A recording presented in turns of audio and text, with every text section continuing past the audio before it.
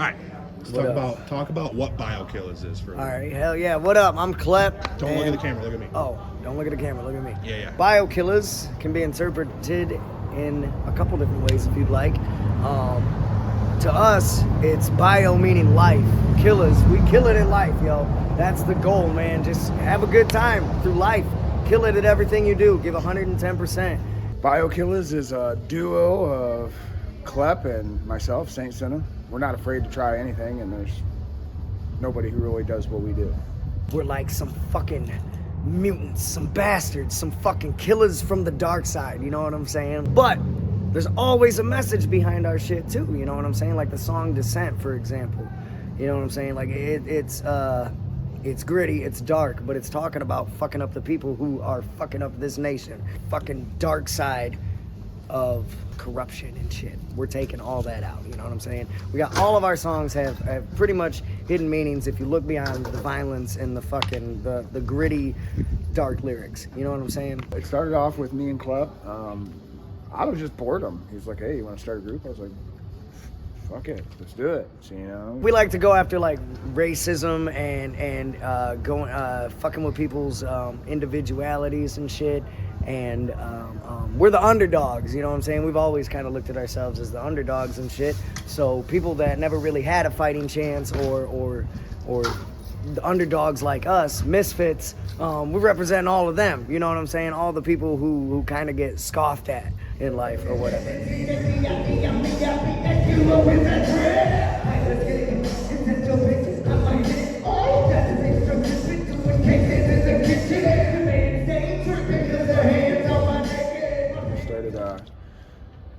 Taking beats that we'd find on mp3.com or, you know, again, I was making beats on Hip Hop EJ2, and then we were putting those on CDs, and then we'd play the CDs on a boombox, and we'd have another boombox with a tape in it, and then hit record and play at the same time, and we'd be spitting our shit while the other boombox is playing the beat, so it's all catching on the tape. We're all recording it in his dad's garage and shit, and it's just nothing but reverb, you know. Shattered Dreams is a collection of us, Killaz, our great fucking friend, Beatbox Jake, who does beatbox metal. It is our collective, and the idea behind that is Shattered Dreams. It might sound negative, but it's not at all. Shattered Dreams means picking up the pieces no matter where you are at any stage in life. You can pick up the pieces and still fulfill your dreams. It's our brotherhood, you know. A lot of artists come and go, and I don't know. We just got a bond that nobody else does, and we've all been through some crazy shit in life, and you can either let it destroy you, or you can learn from that, pick up the pieces, and still fulfill your dreams. You can always continue on. Like, even though it's broken and there's pieces, you can still slowly put those pieces back together, line them back up. And yeah, it's cracked because we all take damage from life, you know what I mean? Like emotional damage. Beatbox Jake is our motherfucking brother, dude. He is the rest of the collective, the founding member along with us, Killaz.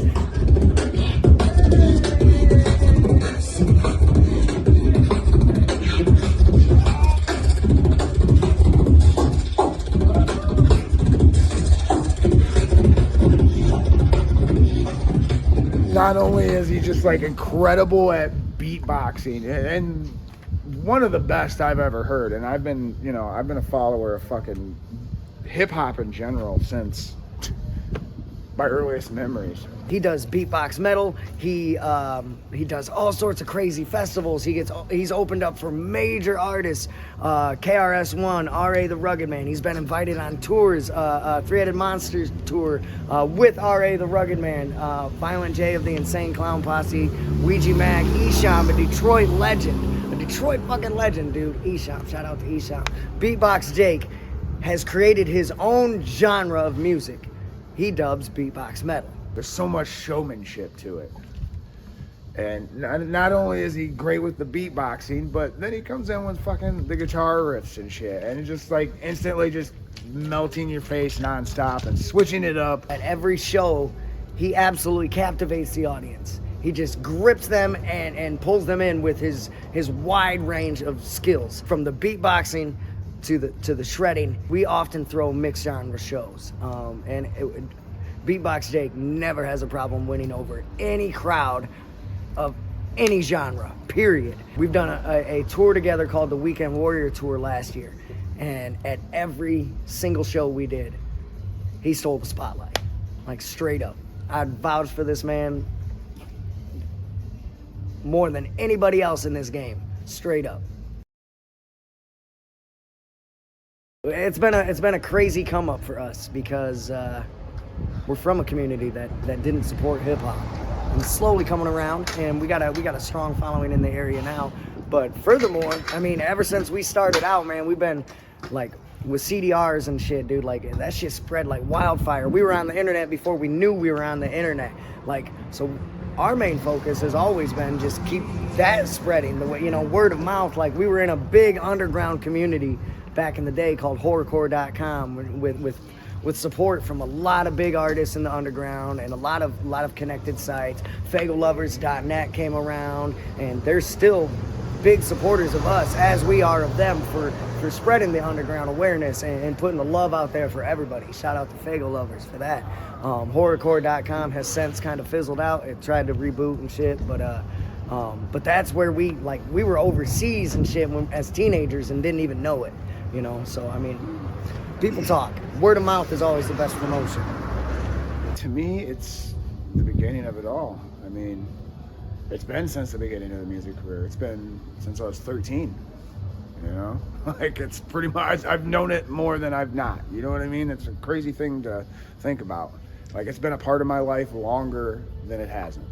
Me and Saint never really fit in with the norm, you know what I'm saying? We've always been kind of the outcasts and did our own thing, our own lane. I mean, we come from a community that was never big on hip-hop at all until the country rap shit came around, and now this area, you know, is kind of getting into a little... I mean, we've always had a following, you know, because we fit in with our misfits, you know, the people who back in the day before rap was popping around our area, you know, we did have a following, but for the majority of this area, we have always been against the grain.